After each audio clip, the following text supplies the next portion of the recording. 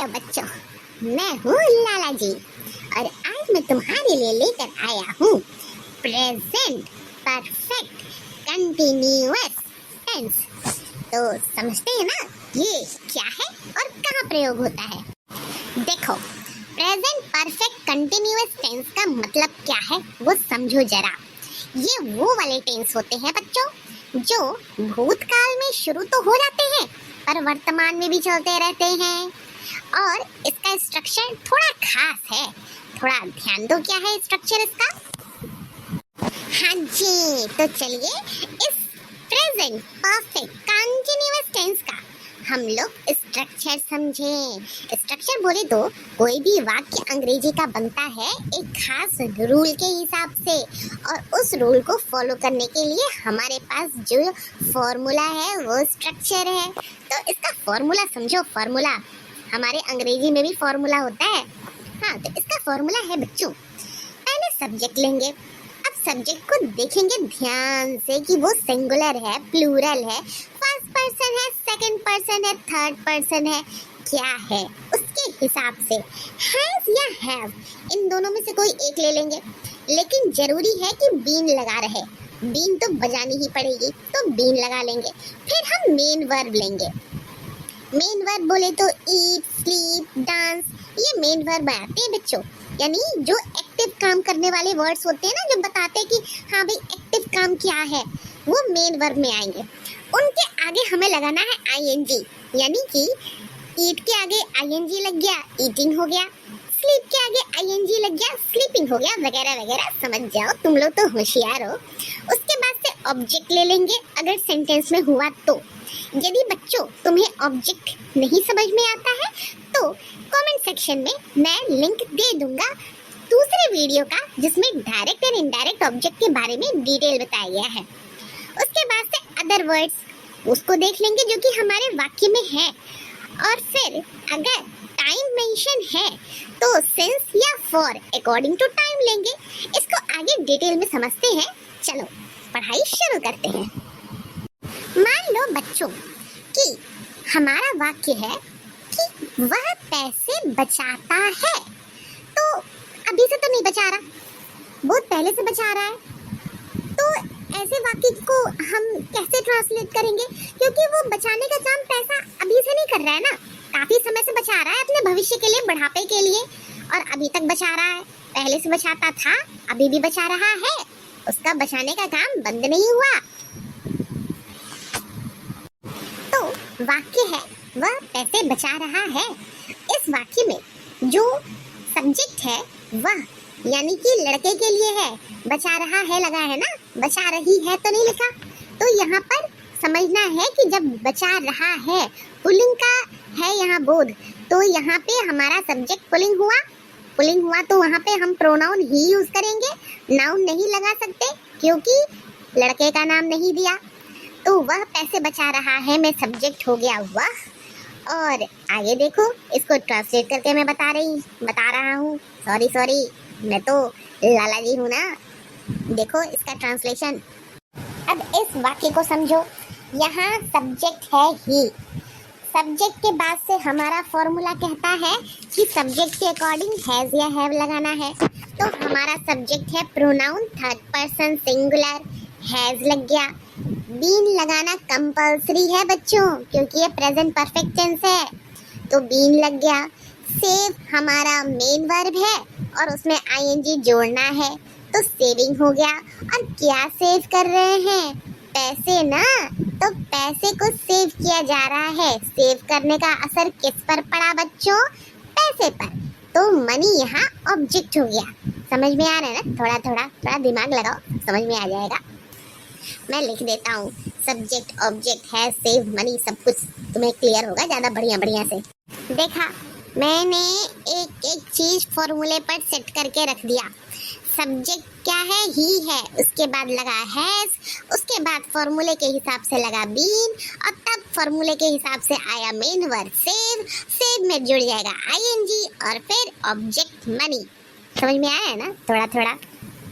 तो बच्चों ये वाला जो सेंटेंस था ये पॉजिटिव सेंटेंस था, ये भाई वो पैसे बचा रहा है, और ये एक तरह से डिक्लेरेशन भी था ना कि हाँ भाई वो ये काम कर रहा है, डंके की चोट पे कर रहा है।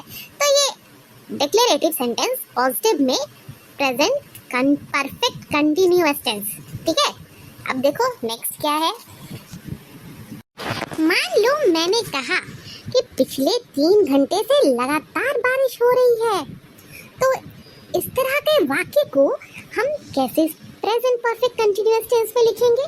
क्योंकि बच्चों बारिश हो रही है लगातार, और कब से हो रही है? 3 घंटे से, और अभी भी नहीं रुक रही है। तो इसमें क्या करना होगा?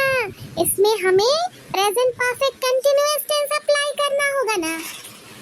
तो बच्चों ये वाक्य देखो, 3 घंटे से बारिश हो रही है, अभी रुकी नहीं है।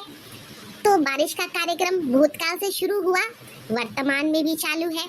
तो चलो इसको अंग्रेजी के फॉर्मूले पर रख करके धड़ाधड़ बनाते हैं वाक्य प्रेजेंट परफेक्ट कंटिन्यूअस टेंस का।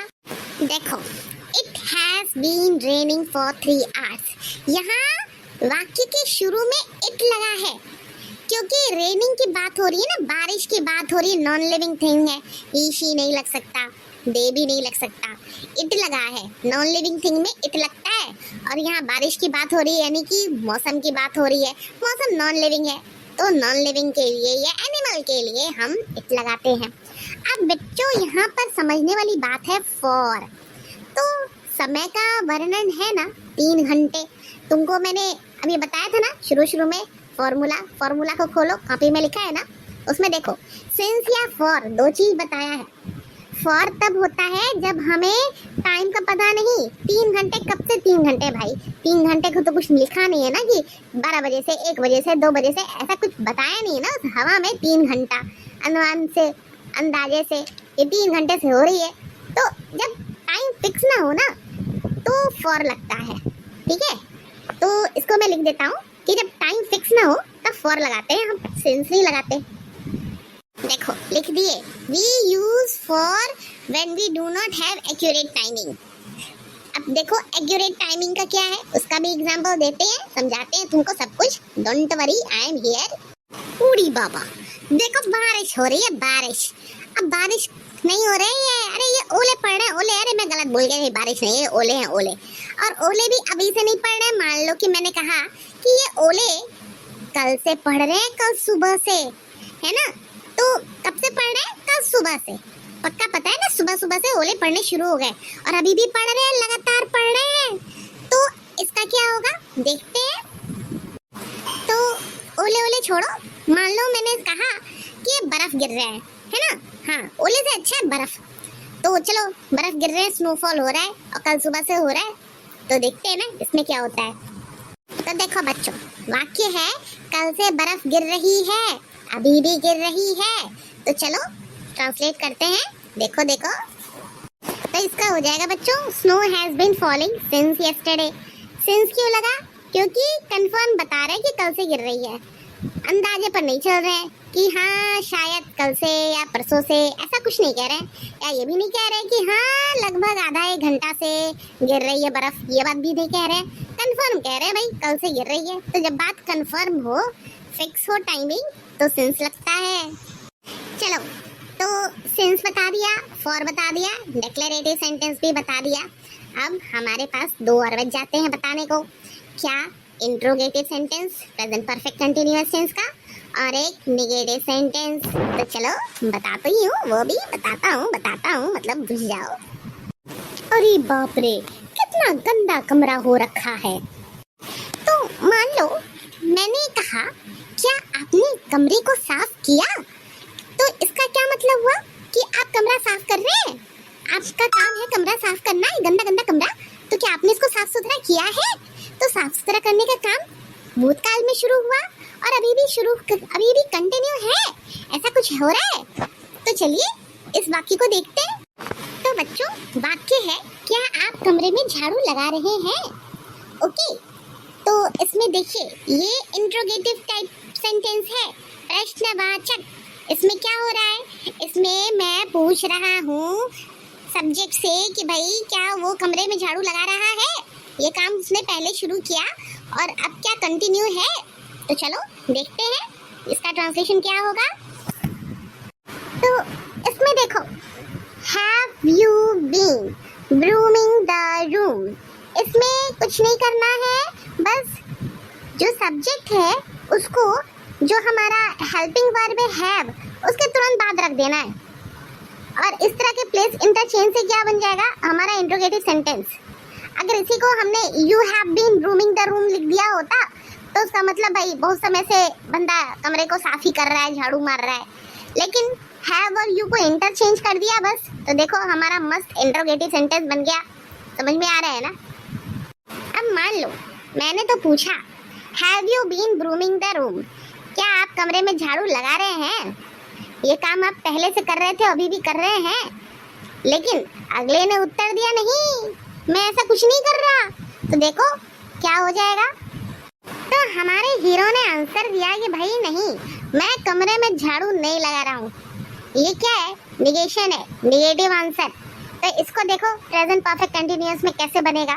मैं सब्जेक्ट का हो गया आई, कमरे में झाड़ू नहीं लगा रहा हूँ, तो इसमें निगेटिव लगेगा नॉट। तो देखो मैं ट्रांसलेट करके लिख दे रहा हूँ, समझ जाओ। I have not been roaming the room। बच्चों एक बात समझो, हैज हमेशा थर्ड पर्सन सिंगुलर के साथ लगता है और आई के साथ हमेशा हैव लगता है। समझ में आ रहा है?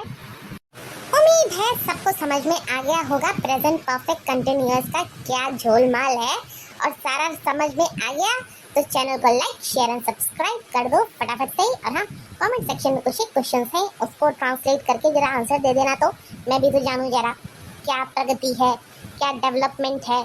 कुछ समझ में आया कि बस ऐसे ही लाला जी का बात सुनते हो और चल देते हो?